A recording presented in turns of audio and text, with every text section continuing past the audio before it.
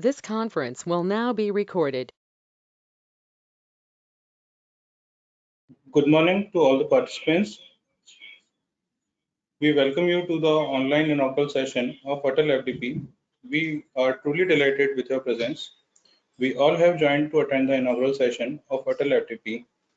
The Atal FDP is a kind of unique initiative to conduct various faculty development programs for imparting as well as upgrading faculty knowledge in emerging thrust areas like IoT, artificial intelligence, machine learning, as well as cybersecurity and many more areas.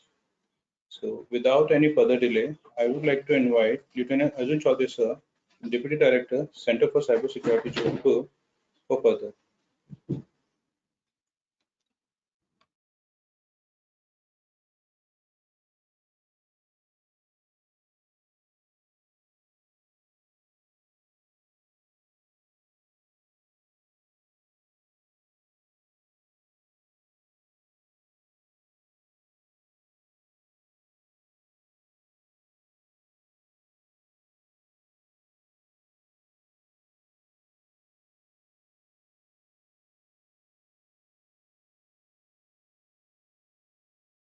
Please speak.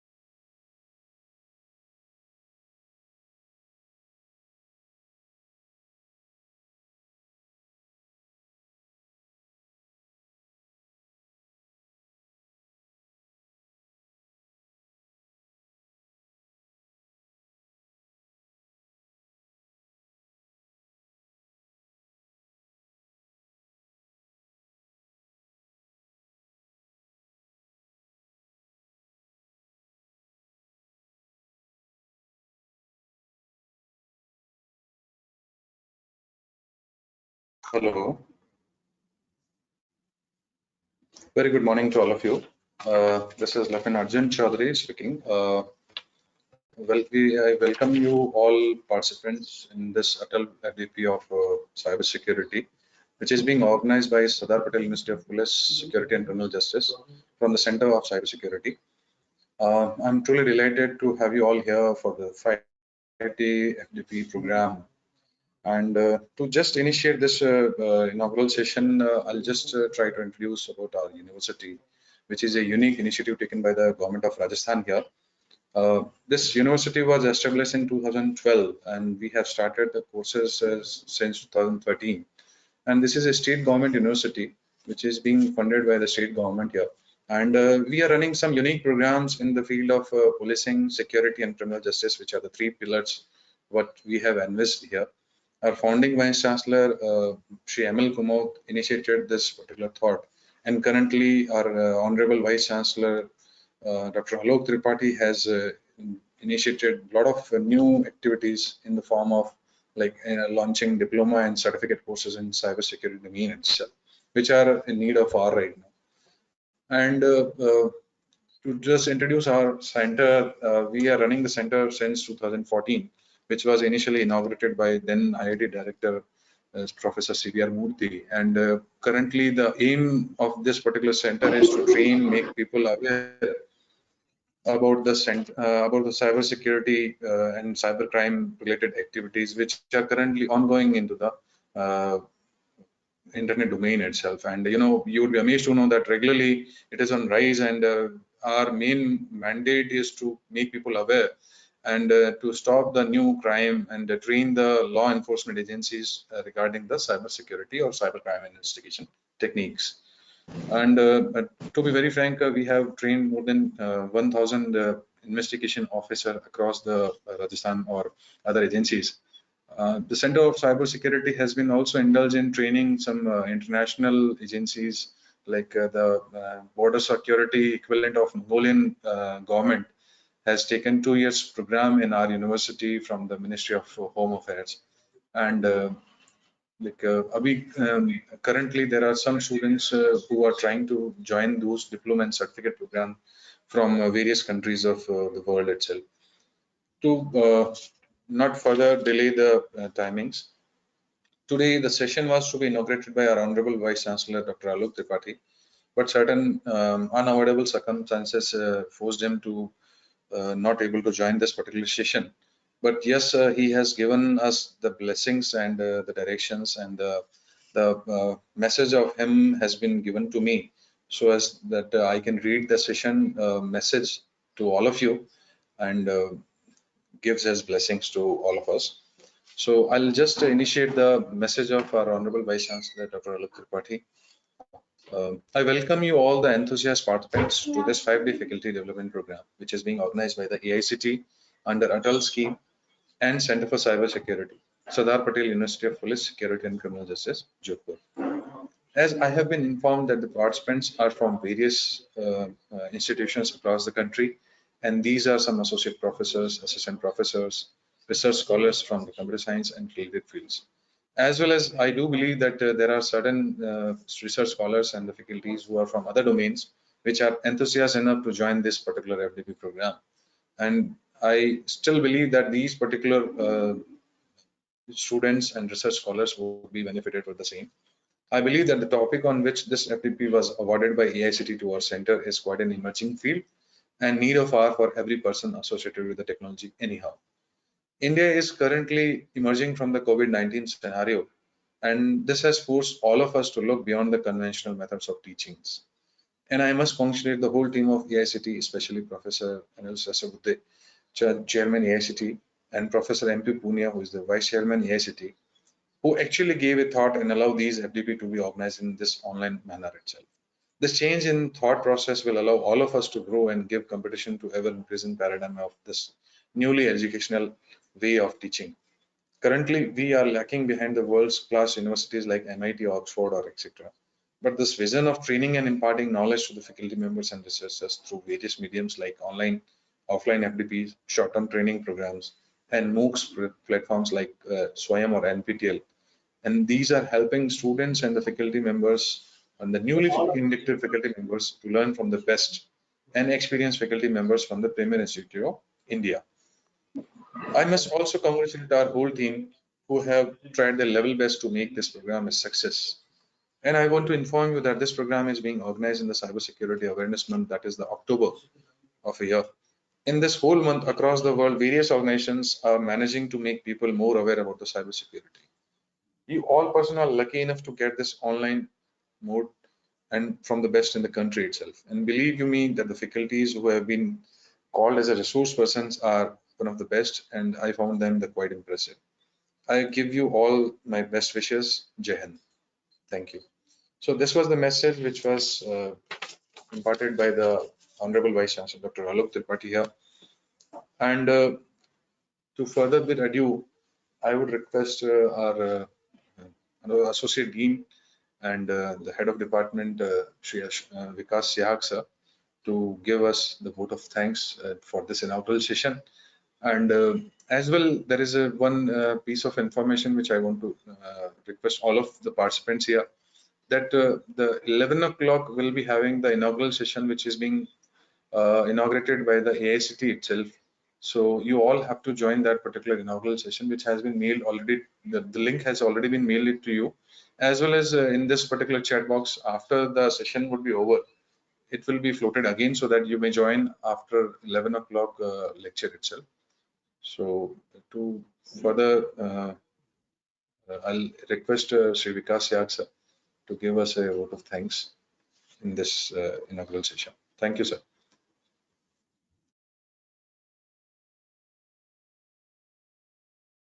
Good morning, participants. I welcome you all to this FDP on cybersecurity, and I present my vote of thanks to Shri Arjun Chaudhary for inaugurating this FDP. This FDP has been designed specifically to introduce the faculty members about the different domains of cybersecurity, and I am hopeful that you all would be enlightened and this FDP would be fruitful to your enrichment. So I once again thanks to the Arjun Chaudhary, Shri Arjun Chaudhary for the inaugural. We would soon be starting with the first session at 9:30 on document forensics.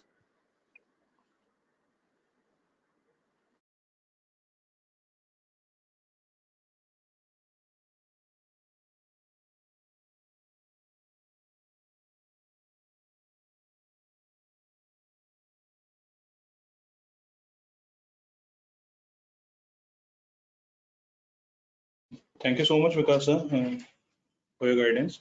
And we will commence the session from 9:30 onwards. So you all are requested to join the session from 9:30. And we will be sharing the poster of this activity program in this. Thank you so much.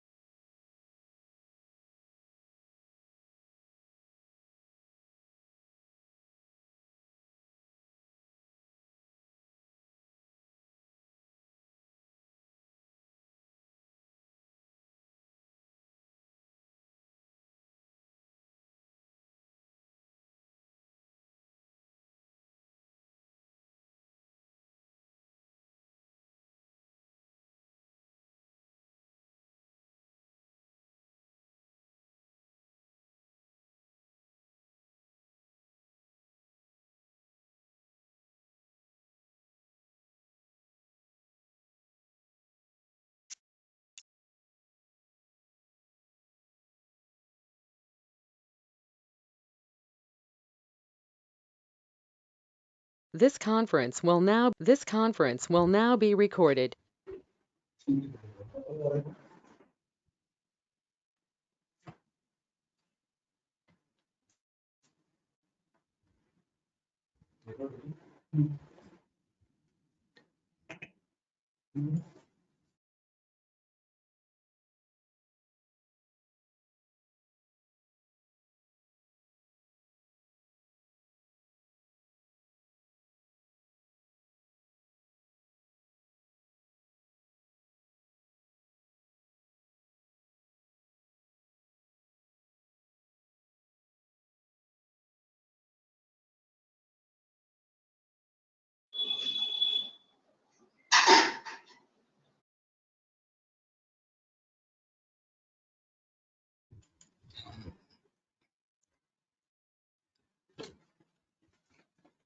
So good morning, participants. This particular lecture is on document forensics, and this is the first lecture of your FDP.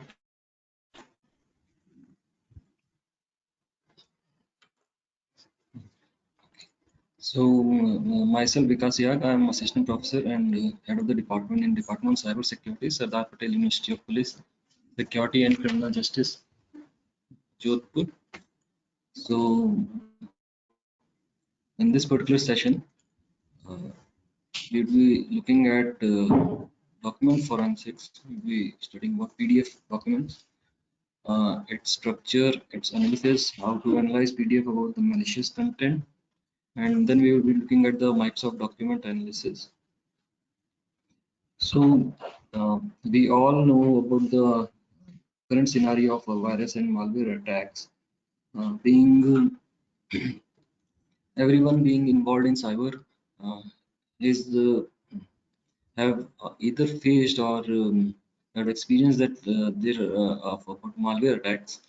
So when we see a particular attack, the life cycle of attack involves a kind of social engineering in which the user is made to click on a particular document. The document may be a PDF document or your Word document.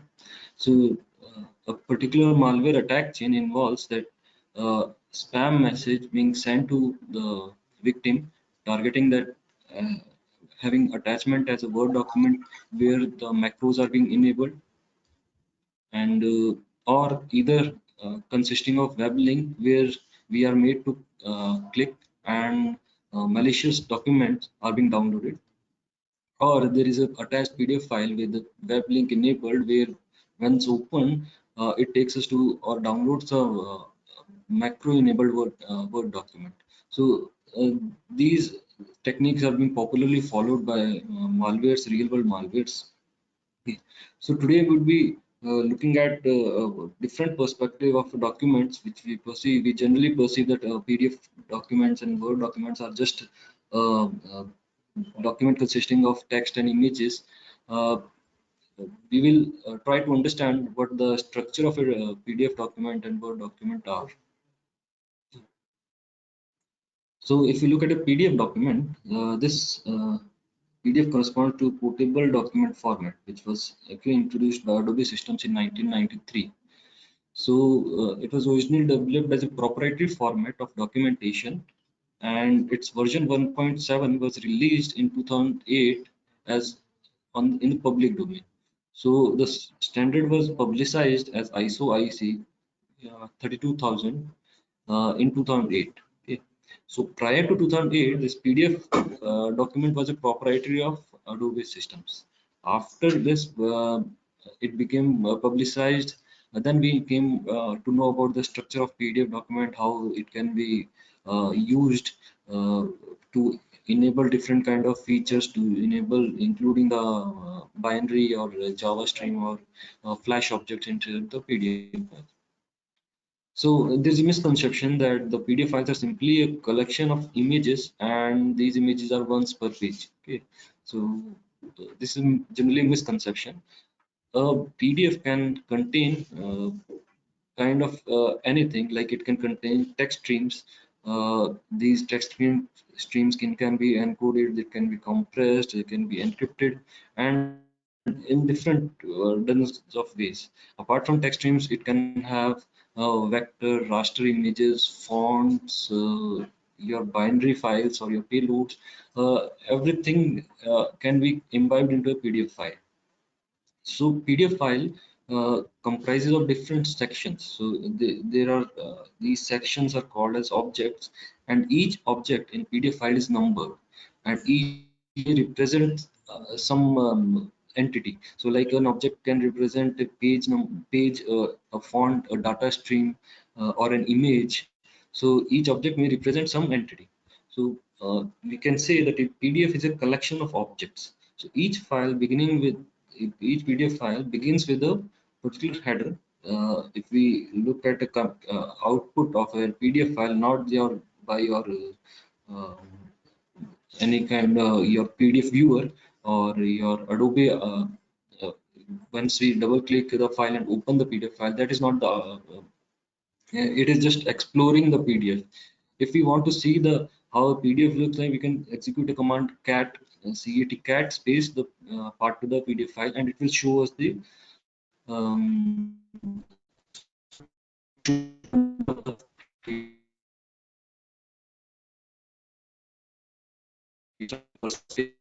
PDF and ends with an end of file trailer. Okay, so there can be multiple end of files in a single file, but that are done confuse the analysis part.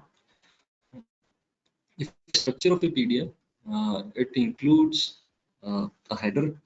There are different objects, list of objects, then a cross-reference trailer and a trailer. So generally four things identifies that and which version of PDF file format this particular PDF file is there. Then there are objects, like if there are 10 objects, then those would be listed.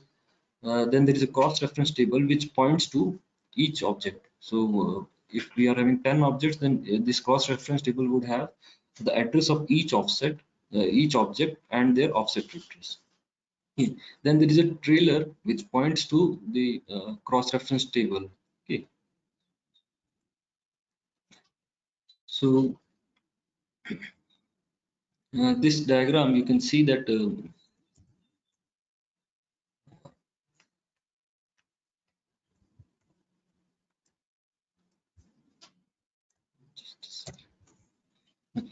so we have on left hand side, you can see this is your PDF output. Okay, so when you open this particular PDF document in your Adobe Reader, this is the particular output you will see. Okay. Now if we look at the code of this PDF file, and if you see the cat output of the PDF file on the right hand side, you can see this this particular file. Okay, this is your PDF output in the cat command. Okay, so the header of a PDF file, so here you can see this, it starts with the header specify that percentage PDF 1 point, so it specifies that it is a PDF file format with version 1. Okay, and this is specified in the header. Then it consists of the body. So this is the body structure where there are objects. So object 1, object 2, object 3, object 3, and then there is an object 4.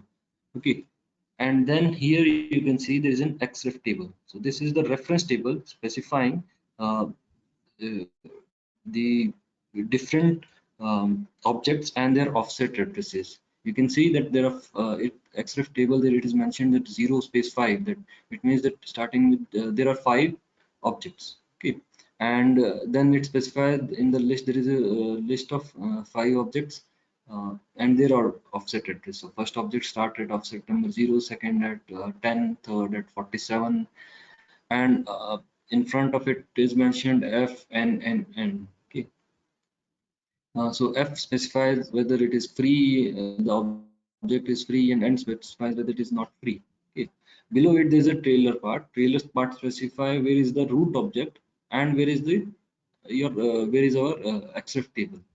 Okay, so here you can root is an object number 1.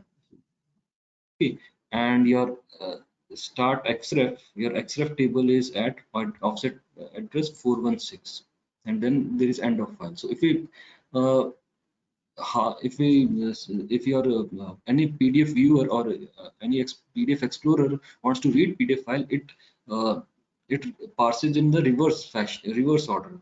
So it first looks at the trailer and get to know about where is the root child and where is my xref table. Okay, then it goes from it identifies the root.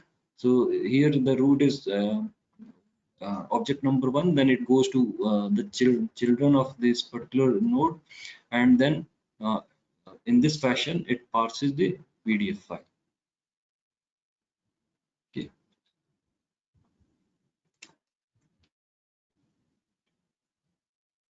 now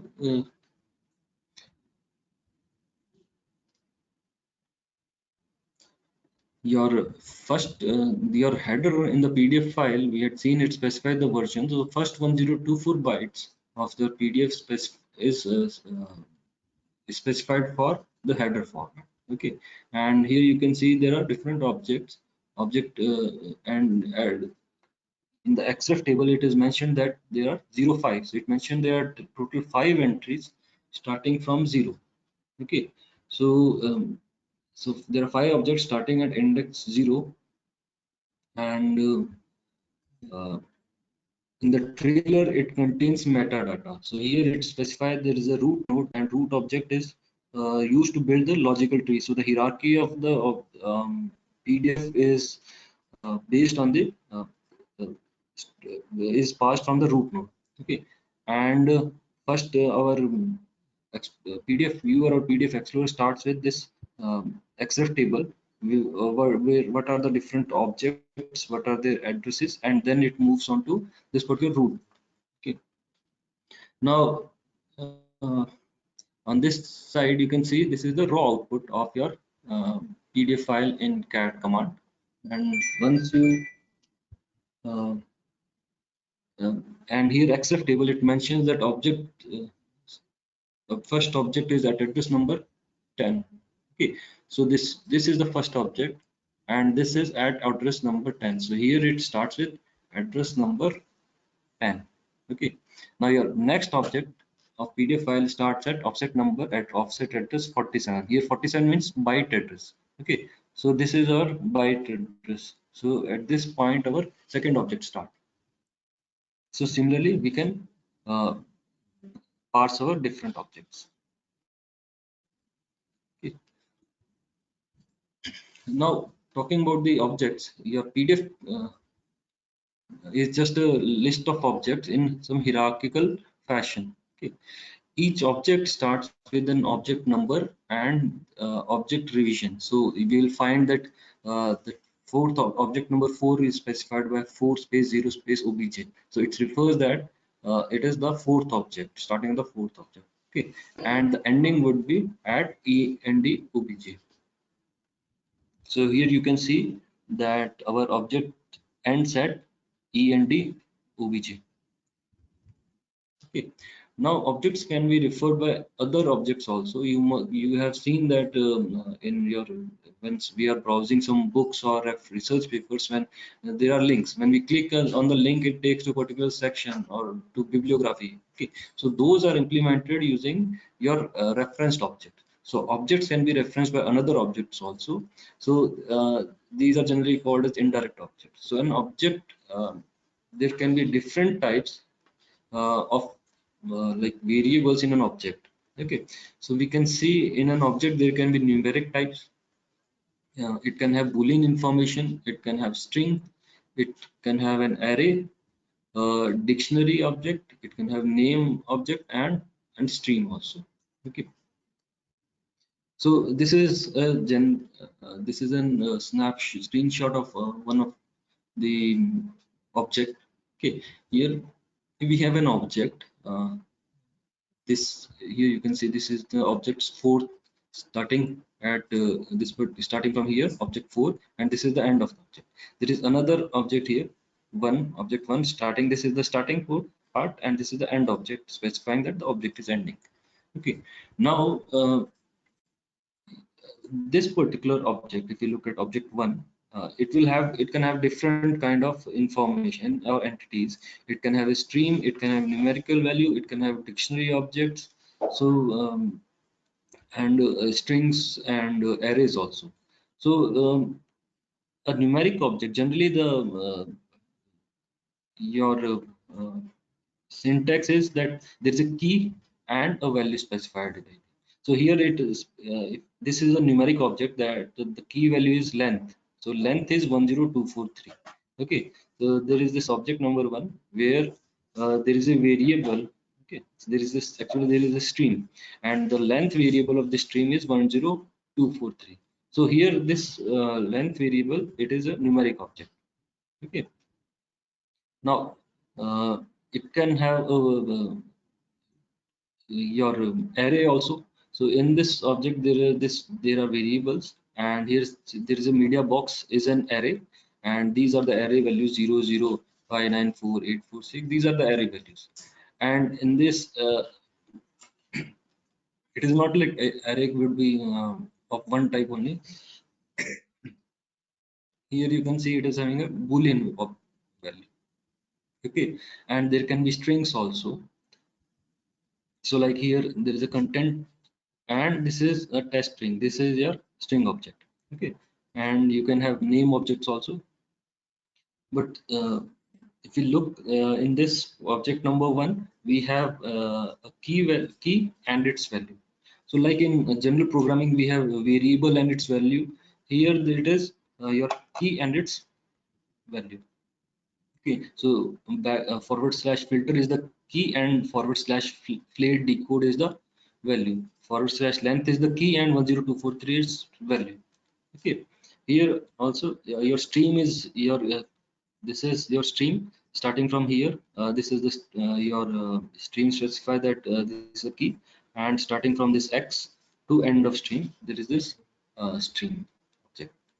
Okay, now if we look at the logical structure of a PDF file, it's a hierarchical structure, and we can see the output. So this output which you are seeing here, you can see it, or you can execute it by executing the command cat space this hello world.pdf or any PDF you are having. So by executing this command, you can see the output.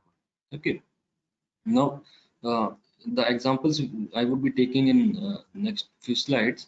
There I am having seven objects, and these objects are in some hierarchical structure. Okay, so in this hello world.pdf file, I am having one is my root node. Okay, and it has two children, 2 and 3 object. One is my root object. Then I have two objects. Object number 2 and 3 as child. Object number 4 is a child of 3, and object number 5 6 7 are children of 4. Okay, so this hierarchy we will be seeing how it can be generated. So I have this hello world.pdf, and if I execute cat command, cat hello world.pdf, it shows me this kind of output. Okay, so this output you are seeing, and here I have highlighted the different portions of the PDF. The red one specify the header. Okay, then I have 1 2 3 4 5 6 7. I have 7 objects, okay, in the blue highlighted text. Okay, then I have then this PDF has the XREF table, cross reference table, and there are and then the trailer. Okay, now you can see that each object starts with the specification of which object it is. So in this you can see it is object number 1 0 obj 0 specify the revision number. Okay, so it generally you will find it as 0 only, and if there are addition, if there is an addition or some editing has been performed, then the revision number would change. Okay. So this object starts here and ends with end of obj. Now here you can see that this is your offset address. So the objects are offset address, offset byte address 12 89 145 214, and then we have the trailer. Okay, and trailer specify that my XREF table is at byte number 642. Now this particular PDF follows this hierarchical structure we have discussed earlier, we have seen earlier, and one of the property of this PDF file is that we can transform the objects also. We can have like as we know that XREF is just a table. Okay, so XREF is a table where offset addresses of your objects are there, and these addresses, it is not mandatory that they should be in the sequential order or in increasing order only. We can reverse it also. Okay, it is not necessary that it must be that object number 1 would be first, then object number 2, 3, 4, 5, 6, 7. We can reverse it also. So what I've done, I have reversed this particular PDF objects, and I have created a new reversed PDF file. Okay. Now, I I open both the PDF file, they would be exactly same. If I see the logical structure would still be same, but the hash of both the files would be different. Okay, so the size of the files would be same, the structure would be same, the view of the files would be same, but the integrity is lost. So the files are actually changed. Okay, because we have reversed the table in Excel. Okay, so on left hand side you are seeing the reversed PDF. Okay, and in this you can see that object reference addresses have been offset addresses are been reversed. Okay, but you can see that root node is still intact. The size number of objects, root object is 1, and here also it is. Okay.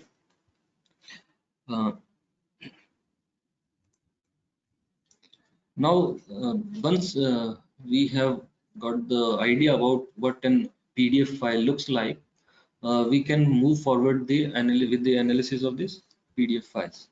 So, why we are actually performing the analysis of PDFs is to identify what it contains and how would it behave. Okay, so what we generally do is being not an analyst, as a general user, if I receive a PDF file, being a general naive user, I will just double click it and open it. Okay, and that will in the background, if that particular PDF is being targeted for my operating system, that it may infect my system also. Okay, and if there are malicious payloads, or it was intended to download something or perform some or upload some information to a website, then it can do so also. Okay, without me knowing about it. Second approach I can do is I can just upload that PDF file onto some scanning engine. I could like VirusTotal or Dr. Web. So those online scanning engines would analyze the PDF from their existing repository, and they would send me a report. I would be able to see, okay, whether it is malicious or not. Okay, but if I want to manually analyze the PDF, I want to see the action it performs, whether it is taking me to a particular link, whether it is having a JavaScript code, or is it having a Flash component. So without actually executing the PDF in a PDF viewer, I can do it by some other tools. Okay, so for that purpose, we need to analyze the PDFs. The basic features of the PDF language. PDF is now is not a document for format further. It is kind of a language. As you all know that we have Python language, C language. You can, if you know LaTeX is a documentation language. Okay. Similarly, PDF is a language, and we have different objects. Okay, so in the PDF language, it can be used to generate polymorphic variants also. So we all know that if you write a Python code, that Python code can perform some operation. It can be used to calculate something. It can be used to add two numbers. 2 + 2 is equal to 4. Okay, it can be used to perform or execute the function whenever it has been loaded. Okay, similarly, a PDF can do the same. It can perform the computation. It can fill the form. It can upload the form. It can encode something. It can compress, decompress something. It can encrypt also. It can decrypt also. So all these operations, computational tasks, your PDF can perform. Okay, so it is not just a documentation, it is a language format. Now, being a language, it can perform some tasks. So these tasks can be malicious also, and we need to identify those particular objects or those particular tags that may help us to identify, okay, this can be malicious. Okay. So first task is, let's build a file PDF file, whenever that is opened, it takes us to a particular browser. It takes us to a particular URL address in the browser. Okay, and this is done by URI action command in PDF, and I have in the previous PDF there were 8 objects. Now what I have done, I have added a URI object, and the URI object is specified here as an object number 8. So earlier there was 0 to 7 objects. Now there are 0 to 8 objects, and so I have added a object. There is a type; it can perform action, and URI is a string, and the URI is this S, which is URI, and URI is my URI is https www.policeuniversity.ac.in. Okay, so whenever this particular PDF file would be opened, it will automatically take me to this particular URI. Okay, now this URI can be a malicious link also, which can in background download payload, or it can be used to download a binary file. So just to give you an idea, I have added an object which takes me to a particular URI once every time the PDF file has been opened. Okay, now these are the basics. Okay, now your PDF would automatically pop up with the message that okay, this particular PDF is trying to take us to the particular URI. Okay. So I have added this object. By adding the object, the changes which are being made is I have in before the XREF I have added the object. In the XREF table, there is a change. There is an object entry at 642 offset address, and the size has been changed. So because of addition of object, so this particular starting of XREF has also changed, and number of objects are increased from 8 to 9. Now, these malicious PDFs need to be analyzed also. We can perform, because manual analysis is very difficult, there are different tools also through which we can get an idea about, okay, these are how many objects are there, which are the objects uh, which deals with JavaScript, which deals with actions or some forms or names. Okay, so we will be looking at some of the tools. So first tool is our PPDF tool, PEE-PDF. This is a tool by researcher Esparza for examining and decoding suspicious PDFs. So the tool was designed to identify the suspicious PDF based on their object analysis. Okay, we can down. I have given a link of a malicious PDF file which I am analyzing. Okay, this malicious PDF file I can download from this particular URL, and it is zip file and password protected is written here. So if I analyze the PDF file using PPDF tool, I will get an information. So yeah, by basic analysis of PPDF by executing this command is shown on the right hand side. It shows that there are 15 objects. Okay, now there are 15 objects. The list would be there: object number 1, 2, 3, 4, 5, 6, 7, 8, 9, 10 to 15, or some other objects also. Okay, of these 15 objects, there are 2 objects with streams. Now these streams can be text streams. There can be Java coded streams also.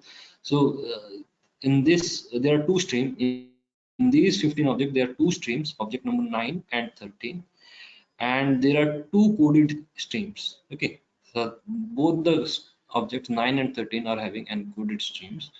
Your objects with JS code is object number 13 consists of object with JS code. There are suspicious elements also.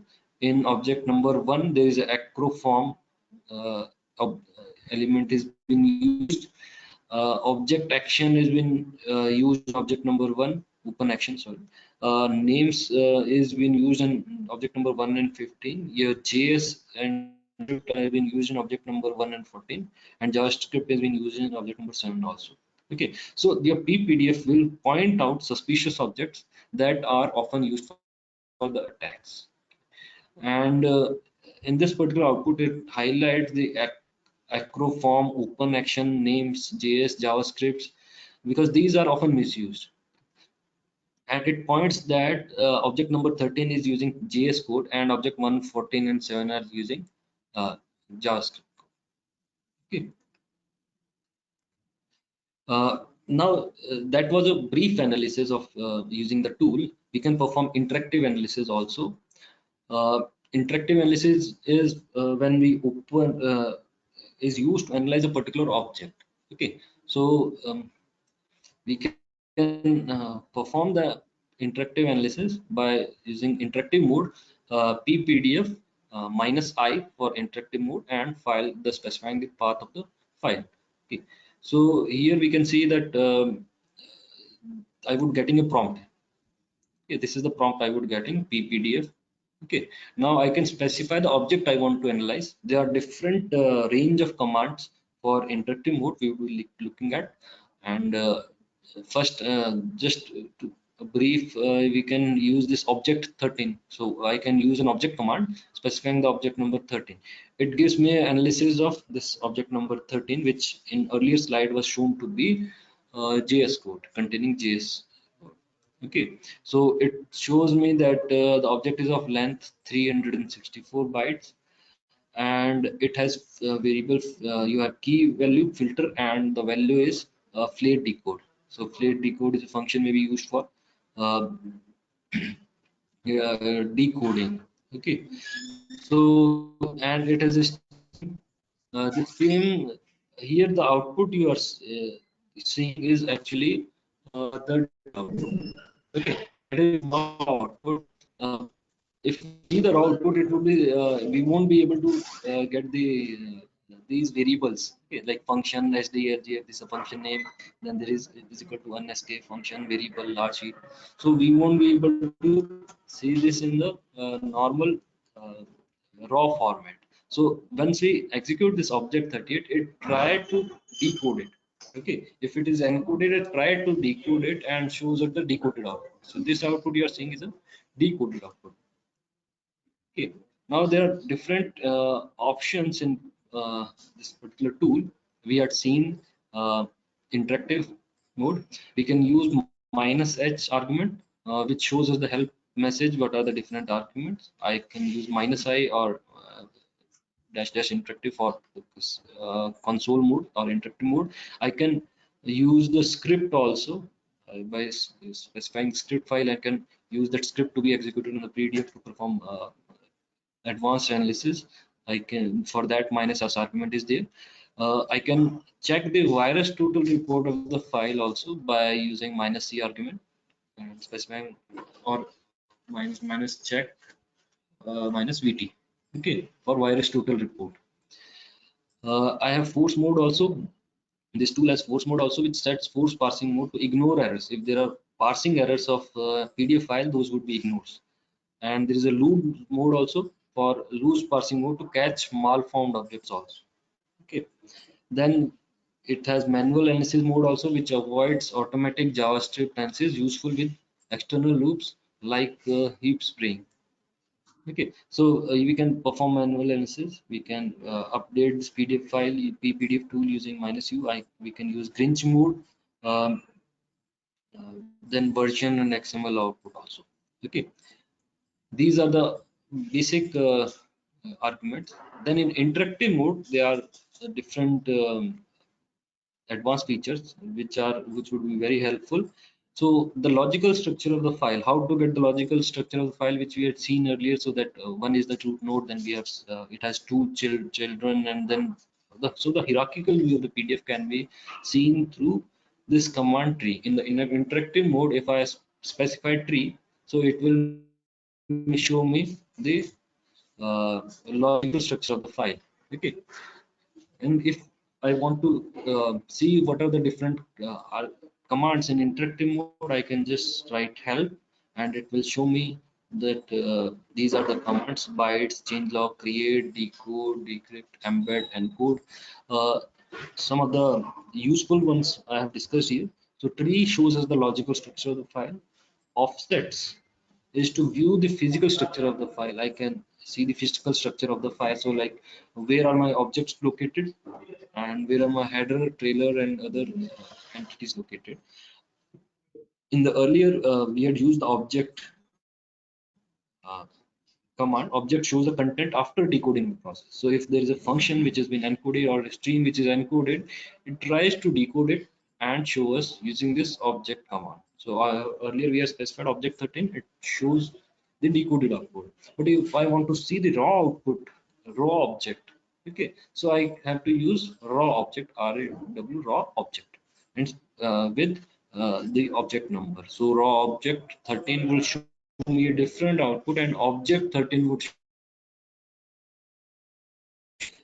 if objects are with JavaScript code in their content, we can use JS commands to analyze them also, like JS JavaScript evaluate, JS join, JS unescape, JS analyze. These are all other uh, commands to analyze JavaScript objects. Okay, so first we need to identify what are the objects that contain JavaScript, and then we can analyze using this JS analyze, JS evaluate, unescape also. Okay. Apart from it, we have others like offsets command, tree, VT check, that is for virus total check, stream, show, set, search, SC test, search for the keyword searching also. So these will be helpful in analysis part. Okay. I have shown a few of the output of these analysis. Minus F is for forced. Uh, so minus F is for forced analysis of this particular PDF file. So here it shows me that the file is the name of the file, the MD5 hash of the file, the SH1 hash, the size of the file is 25,000 bytes, version, PDF version is 1.3. Is there a binary content? Yes, true. Is it linearized? False. Is it heavy encrypted content? False. Uh, are there any updates? No. If there are updates, then revision version would be there in objects. How many objects are there? Total 18 objects, of which 5 are streams, and there is one error in parsing one of the objects. Okay. Uh, now, here you can see the objects are total objects are 18, and it starts from 1 to 11, then it starts from 22 to 28. So it is also not compulsory that the objects are in serial, are numerically serial. So like it is not 1 to 18, it can be any object number. So it can be object number 1, object number 5, object, it can be any object number. They need not to be in serial fashion. Okay, because sometimes what happens when the PDF files have been created and after some time when they are edited, some objects have been deleted, so those object numbers have been deleted from the list also. Okay, now it shows that there is error in these objects. There are 5 streams that are shown earlier, so these 5 streams are in object number 5, 7, 9, 10, 11. Okay. Uh, then we have of these 5 streams, 4 streams are encoded, object number 5, 7, 9, and 10. Okay, and object with JS code is object number 5. So object number 5 is having streams. It is having JS stream which is encoded. Okay, and suspicious. It also tells us which can be our suspicious element. So open action is in object number 1, JS is in 4, JavaScript is in 4, get annotations, that is mentioning CVE 2009-1492. So this is a CVE which is used for exploiting the operating system or some software which has been combined with the PDF file. So what happens that when malicious files are being targeted, okay, or malicious file is being targeted for a particular operating system, that operating system maybe would be having some vulnerability. So a particular version of an operating system may be having some vulnerabilities, and those vulnerabilities are identified using CVEs. Okay, and these exploits are been then attached with the PDF files to to take advantage of the operating system. So here we can see in the object number 5, which is a Java JS stream encoded, and it has a CVE element also. Okay. So if I am performing manual analysis later on, then I would be keeping my focus on object number 5. Okay. So what and the other tags which are important during manual analysis are, so there is open action and /AA, which specifies the script or action to run automatically. So this open action command would tell us that whenever the PDF is being opened, what action would it perform? Should it load a particular file? Should it open a particular URL? Should it download a particular payload? Or so that particular auto operation need to be performed during each open event is specified using open action tag. Okay. Then we have JavaScript and JS specified by JavaScript tags. Now we have another goto tag which changes the view to a specific destination within the PDF file. Okay. Now generally what we have seen is whenever we click on these your goto tags within the PDF, it may take us to a particular page number. It may take us to a particular section. But these goto tags can also be used to take us to another PDF file, another location in the PDF file, another PDF file also. Okay, not in that particular PDF only. Okay. So if I click on that particular PDF, it may get me open another PDF, and then in that PDF it can take me to a particular view. Okay, so the goto tag is used to change the view. Then I have a launch tag which is intended to launch a particular program or open a document. So this launch tag can be used to open a command prompt. It can be used to open Notepad, PowerShell, or a document also. Okay, so this launch is also a risky tag. Then I have a URI, which is to access a resource by its URL address. So over the internet, any location can be accessed using URI, and if URI has been activated, then it can be used to download the resource. Okay. Then to upload the data from your system to some particular URL address, there are two tags which have been specified: submit form and go-to-R. So if those two tags are there in the PDF, that means the PDF is enabled to upload some data to some particular URL address. So if I am performing manual analysis, I would try to identify which URL it may be uploading the data. Okay, so I can I would try to identify the location of submit form go-to-R, and on that location, on that particular your key, there may be a value specified which may be to a URL. Okay. Then there may be rich media also, where the flash can be embedded. Objects STM can be used to hide objects inside an object stream also. Okay, so it is not necessary that PDF is having 8 objects. That means there are only 8 objects. One object, malicious object, can be hidden inside an object stream also. Okay, and that would be working or decoded once the PDF is being executed. Okay, so that can also happen. So apart from this, there are multiple obfuscation techniques through which the text can be hidden. So it may be or obfuscated. It may be in front of you, but we not be able to identify this particular text. Okay. So here this is just a instance of this particular obfuscation. Here the JavaScript tag is there. The same JavaScript tag can be written in the form of /J.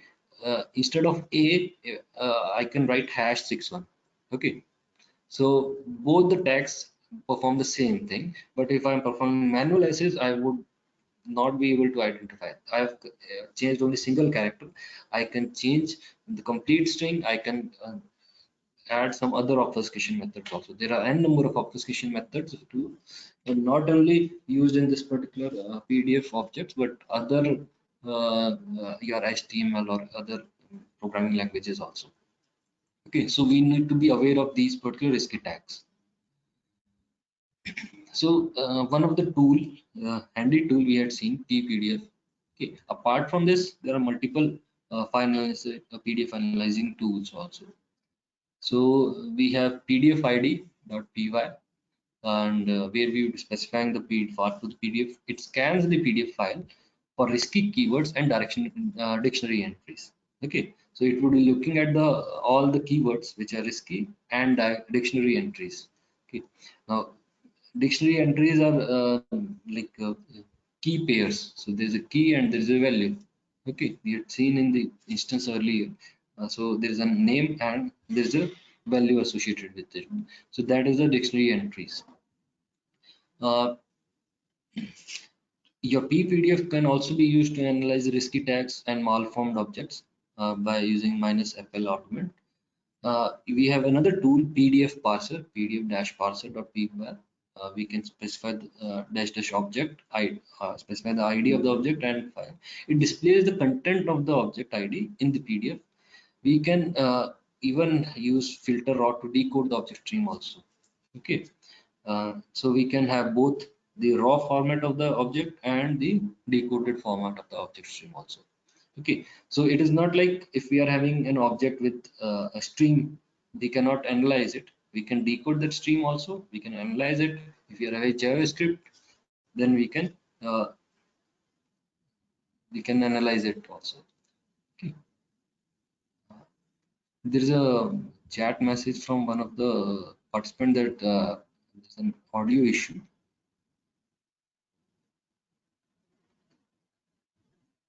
I hope I'm audible to all of you. Yes, sir. Okay, thanks. So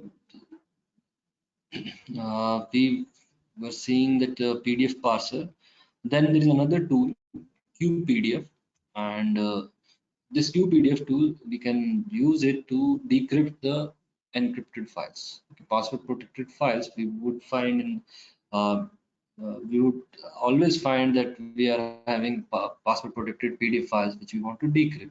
Okay, now how to decrypt those files? First is the two requirements are, one is the file which is encrypted, second is the dictionary. Okay, or the list of passwords, list of all the passwords which we can think of. Okay, so we may find on internet multiple dictionary files with ranging from multiple GBs, the different words which are popular for passwords. Okay, so this QPDF takes an argument password is equal to pass is the my password file. Okay, a list of passwords, and then decrypt, and this is the input file and this is the output file. If the password is successful, if it is success, then it will be saved into out file.pdf. Okay. Then we had seen that your flash were very popular in your PDF file, but now they are in kind of flash are out outdone. Now flash are not in kind of available in most of the popular browsers, and those are flash are kind of banned in cyber security, we say. Okay, so but we will find some of PDF files with flash objects also. So this flash we can extract these flash files. Flash files are generally in SWF extension files. We can have these flash are embedded as an objects. Okay, now these objects are in these flash objects, they would be in SWF format. So we can extract those flash objects using SWF_MASTEH.py tool also, and we need to specify the file and the output path. Okay, so it will extract the flash and it will save in this out directory. So these are the popular tools for PDF file analysis. And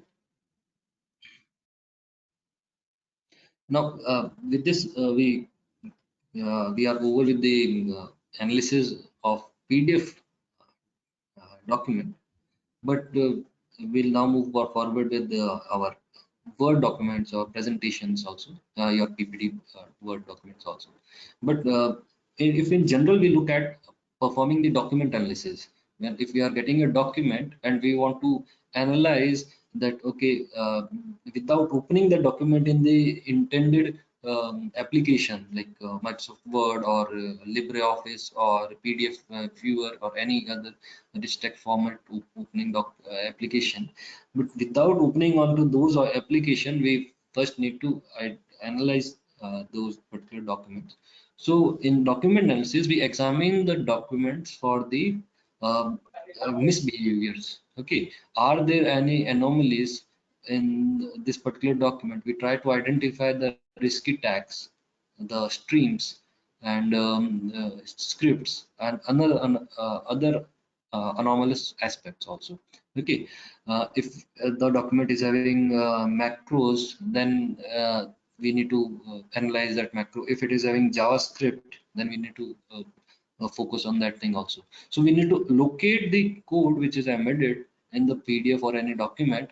These codes can be shell code, macro code, JavaScript, or JS, or any suspicious binary code also. Okay. Now, once we locate that particular malicious code, we try to extract that malicious code from the file. We extract that and take it apart. And once we are having that particular code, we know that okay, this particular segment is which is malicious. This segment is the first step in the attack chain. Okay, so if I have received a document that may be uploading to a particular URL or downloading a payload, that operation is being performed by an object. I extract that object to a particular output. If that is JavaScript, I extract it to a particular JavaScript, and then I analyze that in the advanced analysis phase. I maybe if it is obfuscated, I would deobfuscate it and then examine it using some debugger or manual analysis. Okay, if relevant, disassembler or debugger shell code may also be used. What we intend is our target is to identify in the attack chain what is the next step. Okay, I have been sent with this particular malicious PDF file. If I click on this PDF file, what would happen? That is my target. Is it uploading something from my system, or is it downloading something from to my system, or is it executing something in the background? So I need to identify if it is downloading something, what is the downloaded payload. Then we will perform further analysis. If it is uploading something, some entity or information, if then which kind of information is it uploading? My RAM dump, my is key events, or my browser history, which kind of information is uploading, and onto which URL it is uploading. Then I need to identify, the objective is to identify the what is the next step in the infection chain. Okay, so this is the general target or objective when we are performing document analysis. Now we had seen PDF document analysis. Now we'll be moving on to Microsoft Office format. Microsoft Office, we have this. If we look at these PPTX or .doc, docx formats, these are actually structured storage formats. Just like your PDF is a structured format, similarly these are also structured formats. So your binary documents file supported by Microsoft Office uses OLE2. It's a structured storage format. So your Microsoft Office uses OLE2 format. Okay, now it supports numerous features that involve collaboration, embedded files, multimedia, internet interaction, etc. So all kind of interactions which we can think of, they can be there in your these OLE2 documents format. Okay, so it can have embedded files also. It can have multimedia, image, videos, songs, streams, internet interactions, uploading, downloading. So all these capability, running of a payload in the background, performing computations, all these can be done in this document format also. Okay, there are streams also in OLE2 documents. Sometimes store a cache version of earlier macro code also. Your XML document, that is your docx, your XLSM, etc., supported by Microsoft Office, use zip compression to store contents. Okay, so the thing is that there are different components which are there in the document, and these all are actually zipped, and by using to to create a docx or XLS or XLSM format. Okay, so your doc for these files are actually what they are, zip files. You can uncompress them also. Okay, you can uncompress your these word files also. So your macros embedded in these XML files are stored inside these OLE2 binary files, which is within the zip archive. Okay, your rich text format document don't support macros but can contain other file embedded as OLE1 objects also. So your macros are in OLE2, but OLE1 doesn't support macros, but other embedding object techniques are still there in OLE1. Okay. Useful for file analysis of your MS Office documents is, here we list the commands which are tools which we generally use for manual analysis. First is simple, that you can use any zip tool to see the contents of a PPT file or an Word file. You can just execute the command unzip and the name of the file. Okay, unzip file.ppts. It will extract the contents of the OOXML file. Okay, and in this case the file name is file.pptx. All the content would be extracted in the folder. All these you can just unzip. This is the basic command you can do after this lecture. You can just unzip a PPT file also. Okay, now apart from this we have different scripts. OLE VBA.py and the file name of the XLS macro, the OLE then or document file. It can locate and extract macros from the your document. Okay, OLE with the part to the file. It will extract the macros into a different folder. Okay, then there is oledump.py. It lists all the OLE2 streams present in the file. Okay, so you can use OLE2 also. It will list all the streams. Then we can use oledump to extract macros stored inside stream also. So there can be macros within the stream also. We can use that also. To find obfuscated URLs, we can use oledump tool, and there is this plugin of this oledump -p plugin HTTP heuristics, which automatically tries to identify the obfuscated URLs. Okay, if the particular URL is replaced by hexadecimal values or other encoding mechanisms, so all those obfuscated URLs would be automatically be listed in the file by this this oledump tool. Okay, so oledump -p argument plugin specifying HTTP heuristics. Apart from this plugin HTTP heuristics, there are multiple plugins which can be which are available for oledump. We can visit this website and we can see this. Okay, we have MS Office that script also, which can be used to decrypt the encrypted or password protected document files. Okay, we need to specify the dictionary of passwords. Then we can disassemble the also macro code from the file using pcode dmp.py. We have another tool rtfobj.py, which extracts objects embedded into rich text format files. Okay, and we have rtf dump also, which lists groups and structures of this rtf formatted file. And we can also list groups in this that are enclosed in an object also. We can specify the object number. Okay, so here you can see the command rtf dump.py file.rtf -s 5 -hd, and output is into out.bin. So it extracts object from group 5 and saves it into out.bin. So if I have a stream, binary stream, okay, that binary stream can be extracted to a binary file also using this command rtf-dump.py, and -s is the group number. Okay, now talking about the macros. Macros are one of the popular methods to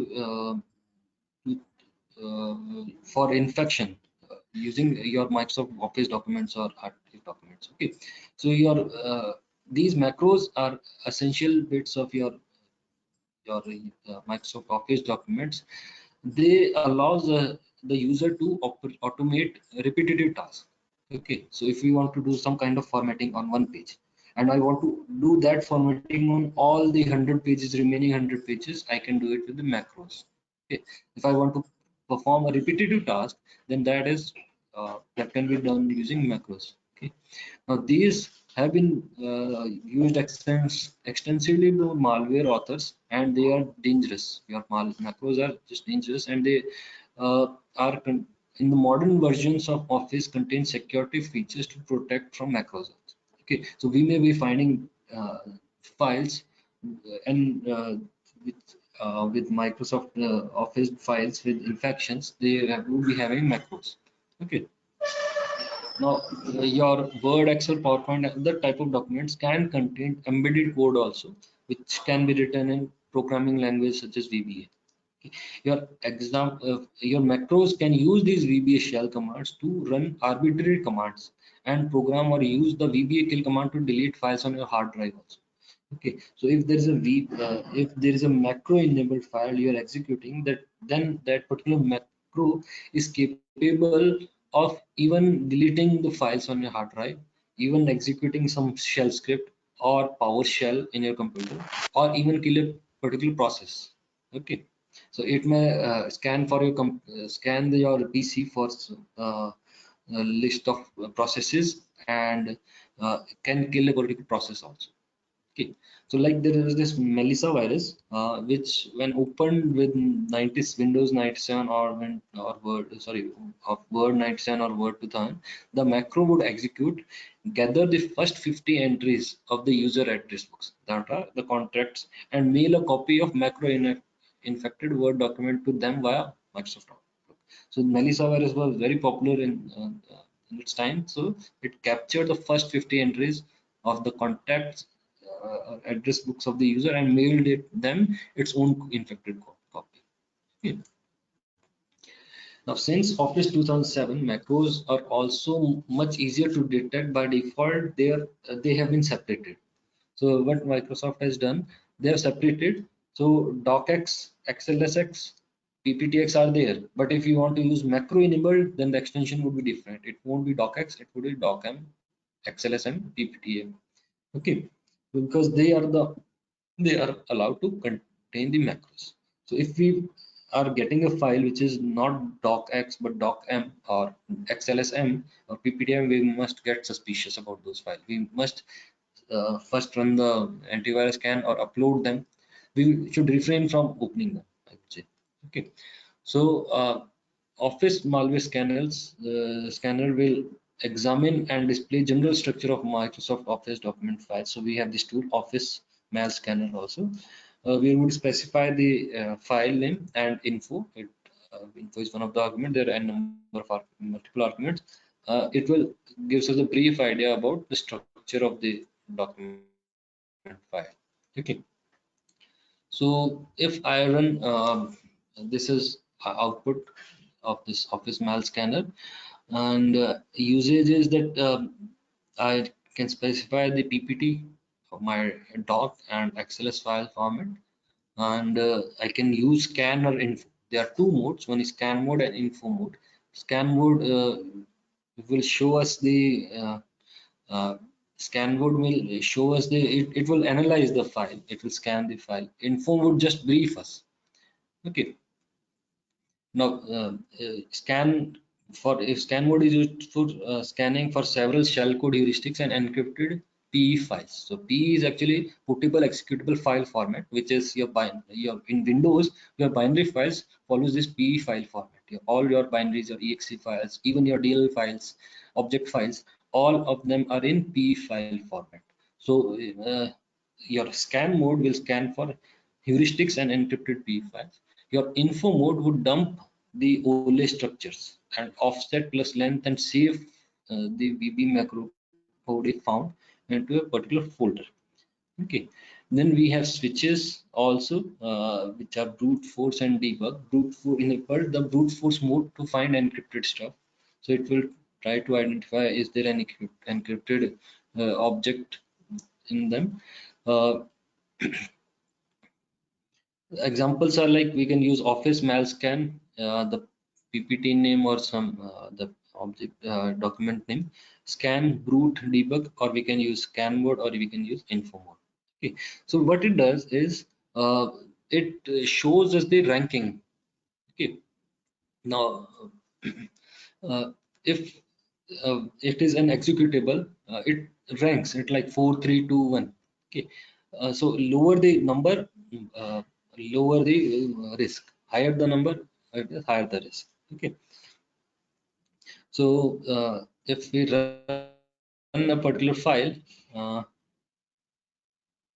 so executables would have higher ranking. 4, if they're executable code, then it would get 4 code, 3 strings, 2 is added. Okay, so I have run this command, office malscan, and provided this file ppt, which is I have downloaded from this particular malicious, and it was zipped, and used the scan mode. In the scan mode, I in the scan mode. I selected a scan mode and it opened the file. You can see the file size, whether is it a valid file format, and it made the score. Okay, so it got me the malicious index score of 36, and it created output folder also where the it dumped the other objects also. Okay, so it's scored as 36, and it says that it seems to be malicious because based on the executable or code present in the ppt. Okay, and you can see here there are other signatures also found at offset address. So we can see onto these are the if we are further performing the analysis, I can go to these location byte addresses. Okay, these are in hexadecimal 5068. I can open the file in the hex viewer, hex editor, and I can go to this offset address, and then I can copy that segment and analyze it further. Okay. Then I can analyze using info mode also. Here I have taken a build.doc file, and I've analyzed in info mode.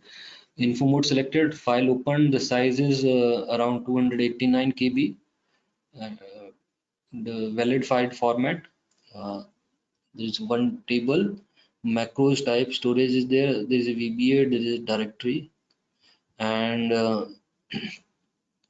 there is stream object. You can see here this document, there is type stream object offset address 5C00.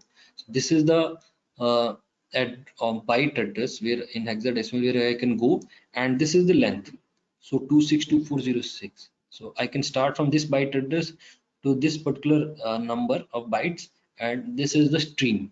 Okay, I can then extract the stream and analyze it further. Then another VBA stream is there, and at address number 45800, and the length is 2743 bytes. So I can capture that stream also in hexadecimal, your hex editor and hex editor tool. And then there are other streams also which are present. Word document stream, summary information is there, documents information. So okay, so these streams are there, and it found that on its analysis, your VB macro code was found inside this file. Okay, so there is a macro code, and it has extracted that code, and the code is located at this particular address. Okay, C Office malscanner, because I had executed in this particular folder, it has dumped as a build.doc macros. Okay, so this created a particular macro file for a separate macro file extracted from the page. So this was our Office document analysis also. So we had seen that our PDF file analysis is there. We had seen earlier the forensics of PDF. We had seen how the PDF looks like in respect to objects and when we see the code. Okay, so PDF file was a kind of collection of objects, and these objects were a list of objects were stored in their XREF table, and then we had seen how they are interlinked. What happens when PDF file is being opened? Okay, so it passes the file, goes to the trailer, looks at the acceptable, it go to the root node, then the other child node, and so it kind of then it follows a control flow. Okay, so as in our programming language, we know that there is a flow control. Similarly, in this PDF language, also there is a flow control. So each object would be uh, executed in a particular flow. Okay, then we had seen the object internal of objects. There are different types of entities can be within the object, that is numeric, boolean, string, array, dictionary, name, streams can be there. Then how to analyze those streams, and how to extract an object, how to analyze it encoded object. Okay, we had seen PPDF tool. Its interactive mode can be used to extract multiple information, the tree structure, evaluate the JavaScript code. We had seen the risky tags also. Different PDF tags were there: open, action, URI, launch, submit form, go to, object stream, JavaScript. And so these tags, the risky tags, if found in a PDF, were to be made suspicious of. Okay, we had seen other PDF analysis tools also. We had then moved on to our Office document analysis, and we then saw the uh, format of Office document. We saw that of our document PPT, XLS, our Word document, all are actually zip files.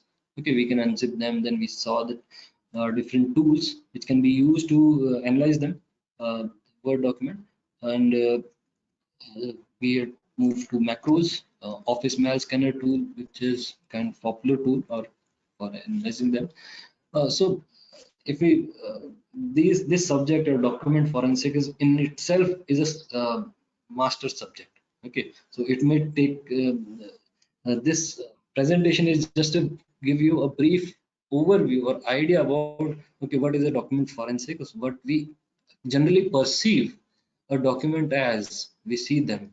That is totally different. Okay, the document which I am looking on my screen, this PDF document, is okay, this is the look I am getting, but in the background it may be performing something different activities.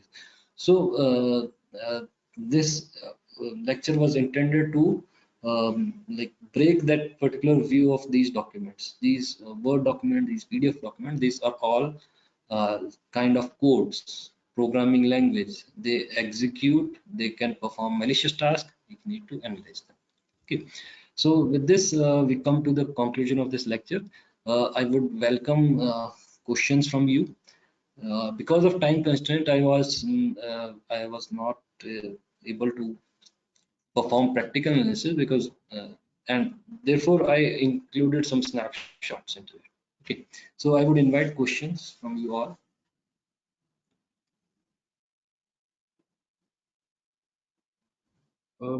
The participants are requested to question if they have any queries regarding the presentation.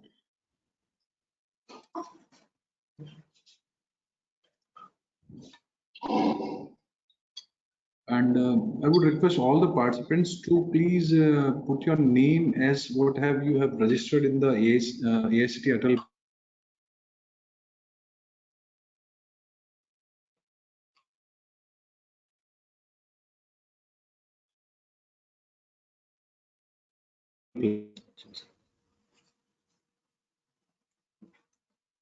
Uh, Hello. Hello. Sir. yes. Sir, these tools are not inbuilt of Office, right, sir? Platform. Currently, a very informative session has been mentioned in the chat box from GSSSCSE.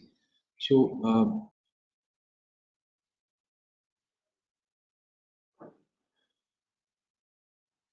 Hello. Hello. Yes.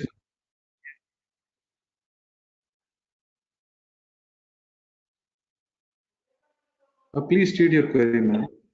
Ambika ji. Sir, these tools are not inbuilt with Office, right, sir? We have to install separately.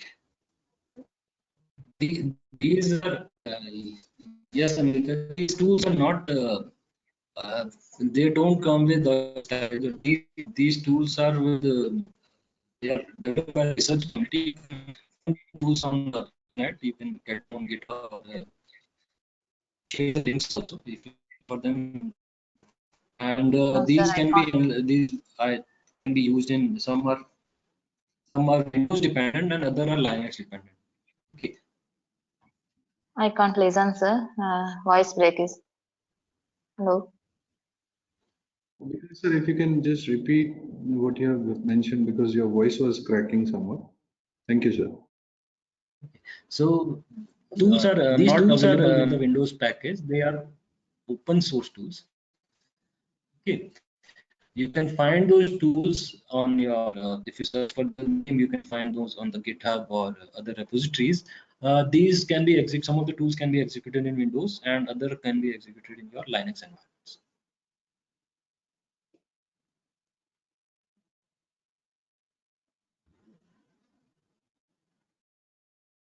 Ambika ma'am, like as sir has mentioned, these are open source tools and majorly used in the Linux platforms. And I would request Vikas sir, like after the presentation is over, he can share the links so that if you want, you can do the hands-on on those particular tools itself. Would that be fine? Okay, sir. Thank you. Thank you. Thank you, ma'am. As well as there is a Mano Deepan sir, your mic is on. If you want to ask some questions, please ask. Alpesh ji, thank you.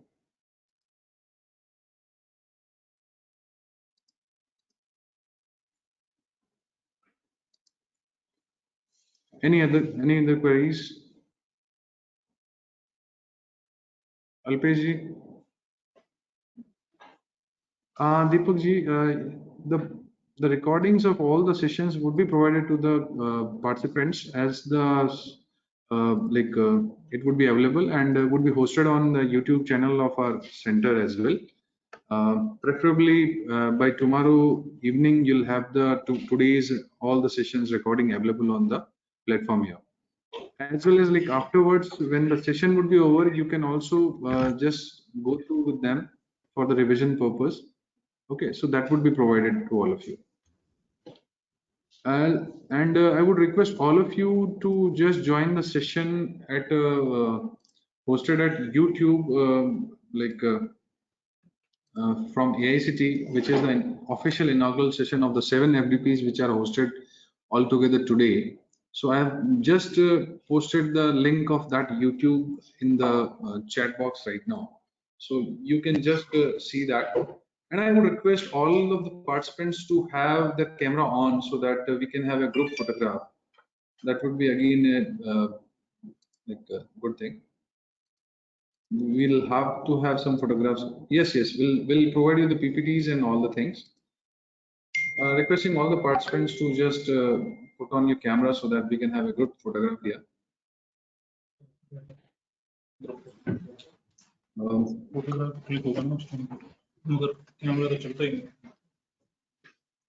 Yes, we'll provide the attendance link very soon. As well as the feedback of every session will be provided in the attendance link. So all are requested to please click the link. The first link will be provided to you by 11:45 only. It will be posted in the WhatsApp group as well as in the this meeting as well. So, Vikas sir, I just putting your camera on. Yes.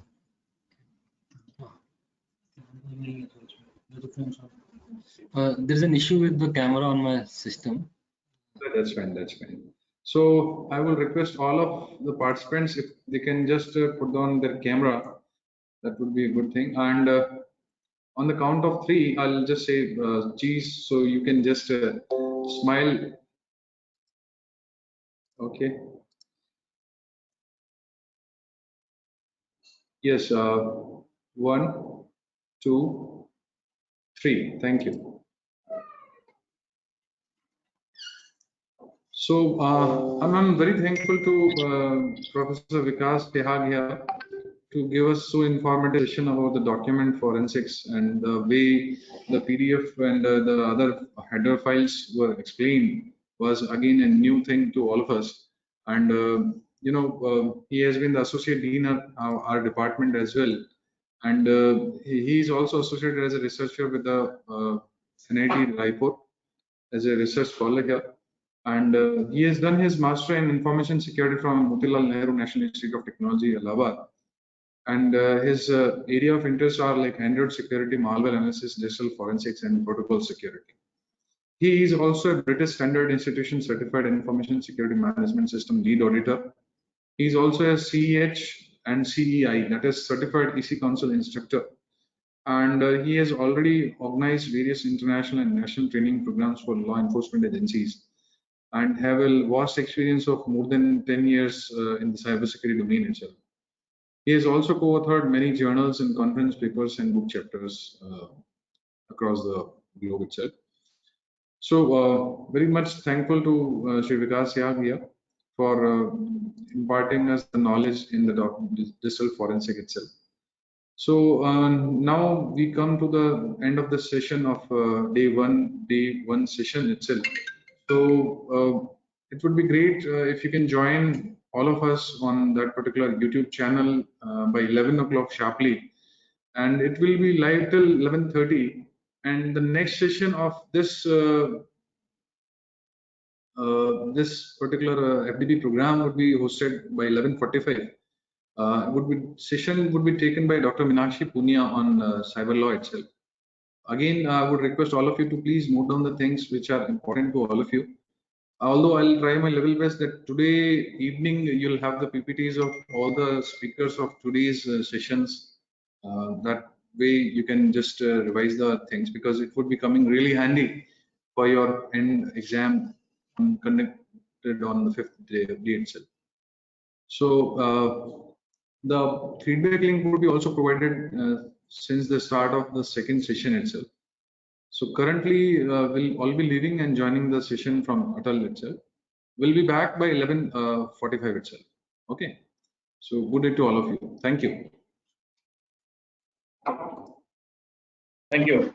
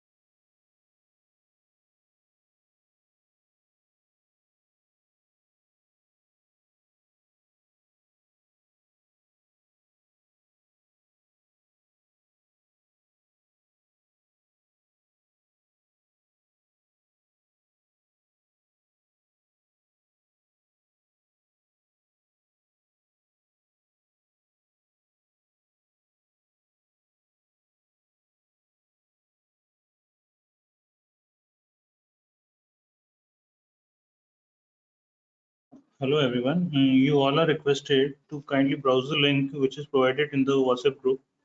This is the link where the inaugural function of Atal FDP is going on from 11. So you all are requested to browse that link. Next, we will use the same link for the next FDP sessions. Thank you so much.